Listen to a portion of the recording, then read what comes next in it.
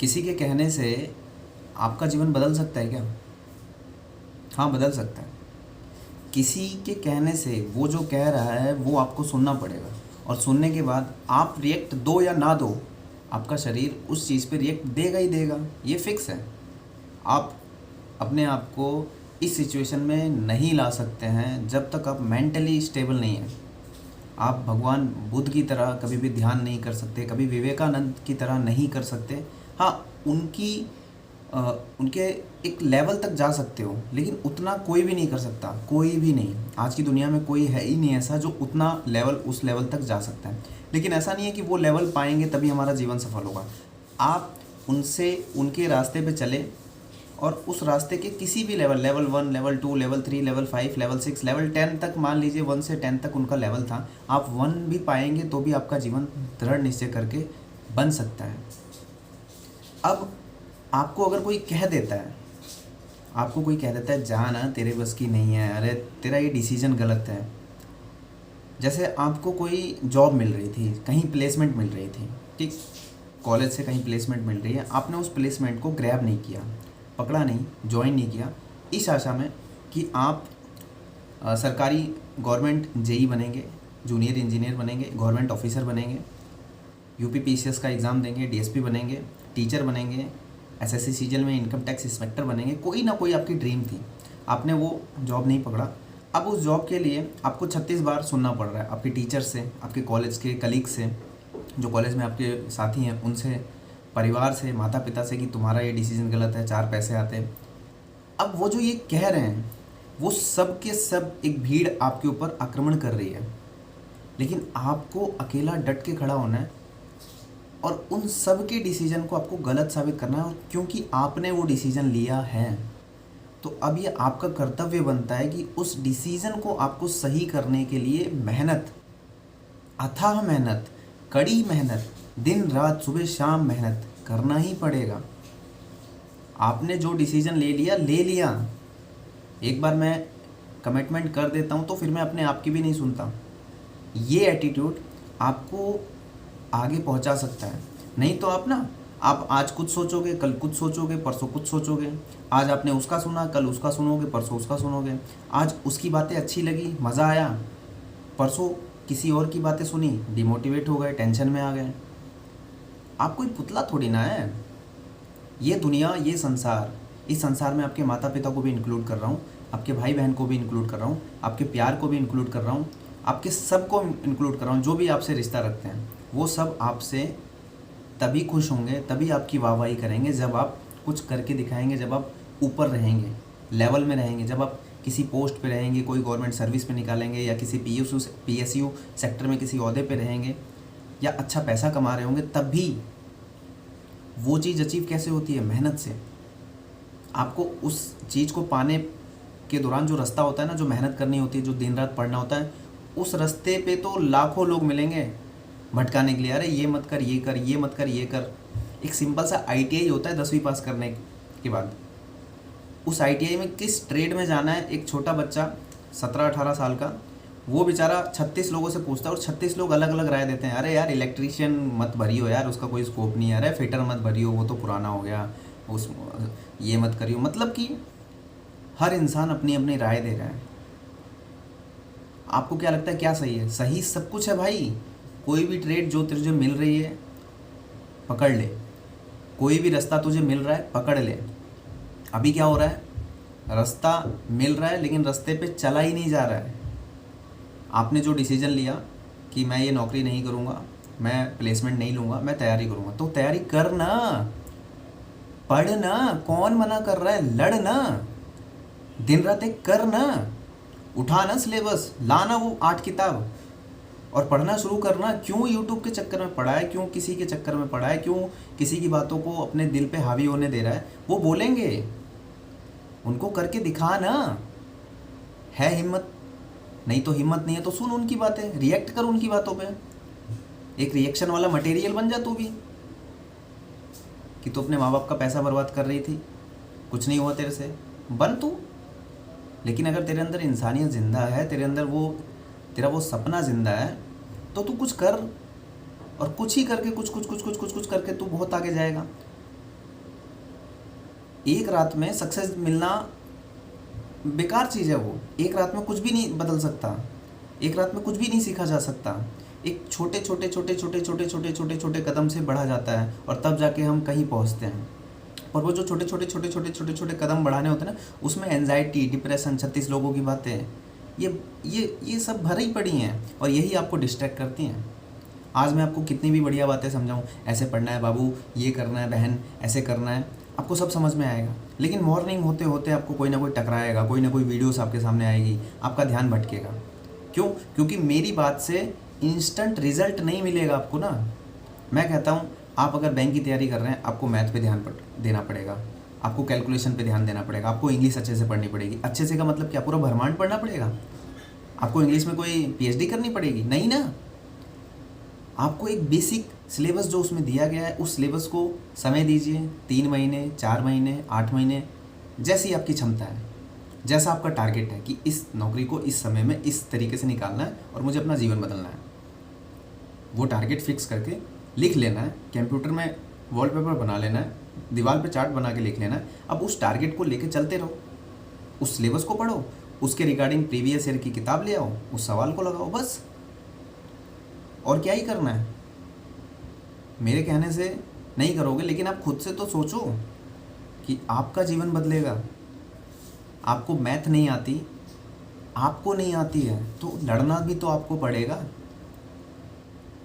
आपके अंदर एक बात छुपी है कि मुझे सरकारी नौकरी लेनी है, मुझे अपना जीवन बदलना है, मैं तैयारी कर रहा हूँ 1 साल से 2 साल से। लेकिन वो जो इग्नोरेंस वाला सिस्टम है ना, वो भी आपके अंदर छिपा है। क्यों?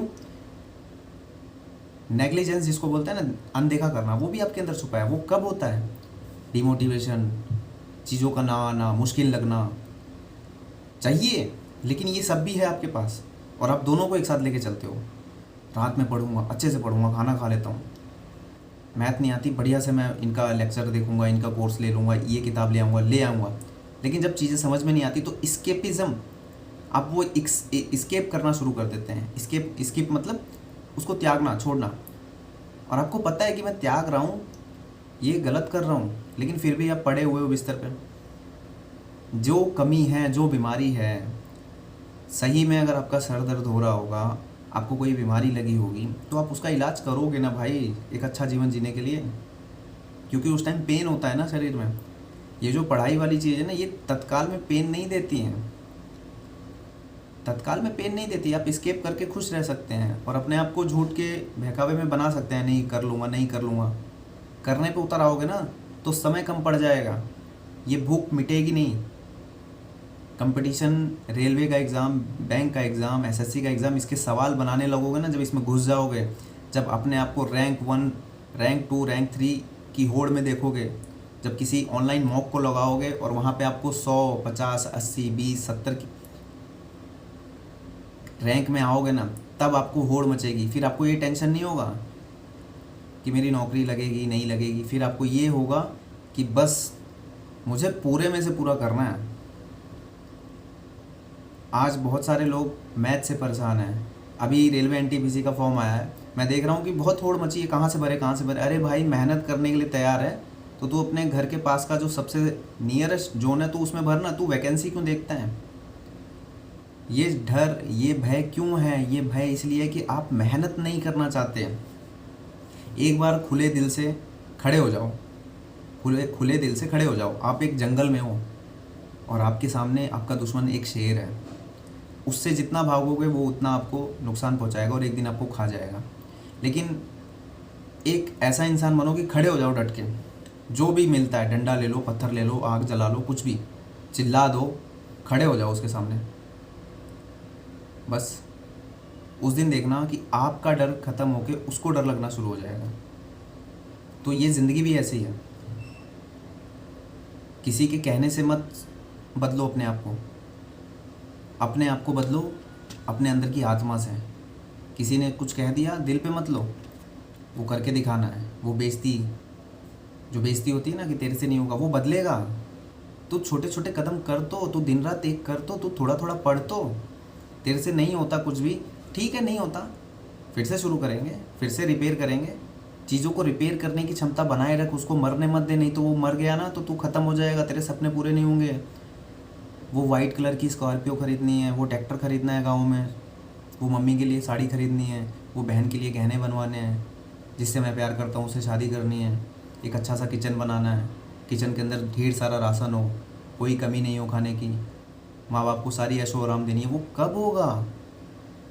आपके माँ बाप बाज़ार जाएंगे, शादी में जाएंगे, मार्केट में जाएंगे, परिवार में जाएंगे, उनको उनको जब देखा जाएगा तो इस तरीके से देखा जाएगा, भाई गवर्नमेंट ऑफिसर इनके घर में है, बैंक में है इनकी लड़की, रेलवे में है इनका लड़का। वो कब मिलेगा? जब आप आज अभी दृढ़ निश्चय करके रगड़ोगे। चीज़ें आसान नहीं हैं, लेकिन चीज़ें एक दिन जाके आसान होने लगती हैं जब आप धीरे धीरे धीरे धीरे मरते रहते हो, करते रहते हो, मरते रहते हो, करते रहते हो, मरते रहते हो, करते रहते हो। मन नहीं लगता भाई, मैं समझ सकता हूँ, मन नहीं लगता पढ़ने का, मन नहीं लगता सवाल लगाने का, मन डरता है कि मैथ नहीं आ रही है यार, जीएस नहीं आ रहा है यार, कोई तो ऐसा मिल जाए इंसान। कोई नहीं मिलेगा। आप बार बार उस चीज़ को ढूंढने की कोशिश करते हो, बार बार स्ट्रेटजीज़ की वीडियोज़ देखते हो, बार बार आप ये सोचते हो यार ये नहीं हो रहा तो इस एग्ज़ाम की तैयारी करूँ, ये एग्ज़ाम कब आएगा। बार बार आप नोटिफिकेशन का विचार करते हो, बार बार आप यूट्यूब पे देखते हो इसकी इतनी पोस्ट आ रही है, उसकी उतनी पोस्ट आ रही है। इन सब से नहीं होने वाला। सिलेक्शन उसी बंदे का होता है जो मोह माया दुनियादारी के टेंशन से दूर है, जिसने एक चीज़ फिक्स कर ली है और पढ़े जा रहा है।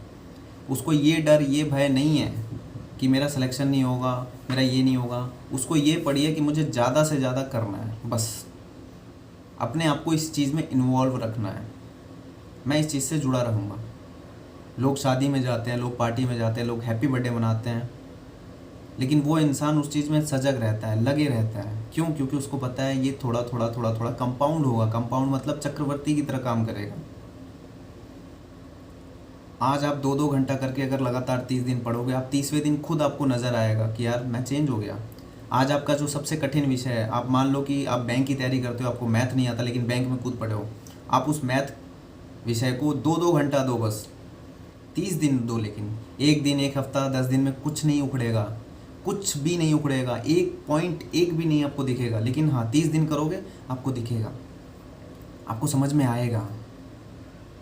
आपको रेलवे का एग्ज़ाम निकालना है, आपको पता है मैथ रीजनिंग जीएस पढ़ना पड़ेगा। आपको बैंक का एग्ज़ाम निकालना है, आपको पता है मैथ इंग्लिश रीजनिंग पढ़ना पड़ेगा। आपको एसएससी निकालना है, आपको पता है मैथ रीजनिंग इंग्लिश पढ़ना पड़ेगा। तो पढ़ना भाई। सब कुछ जानते हुए भी तू इग्नोर कर रहा है। तू ये सोच रहा है कोई एक ऐसी वीडियो आएगी, कोई ऐसे टीचर आएंगे, कोई ऐसा कोर्स मिलेगा।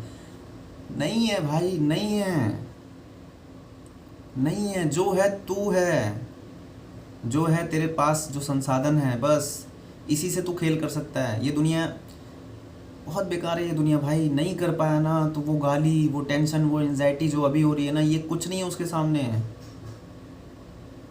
आने वाला समय ना बहुत पेन मिलेगा भाई तेरे को, और उस टाइम तेरे को मोटिवेशन भी आएगा कि मैं अब तो उखाड़ दूंगा, अब तो कर लूँगा, लेकिन नहीं कर सकता। एक लड़के की कहानी समझाता हूँ, ठीक है। उस व्यक्ति के पास आज रेलवे एनटीपीसी फॉर्म भरने का ऑप्शन तक नहीं है।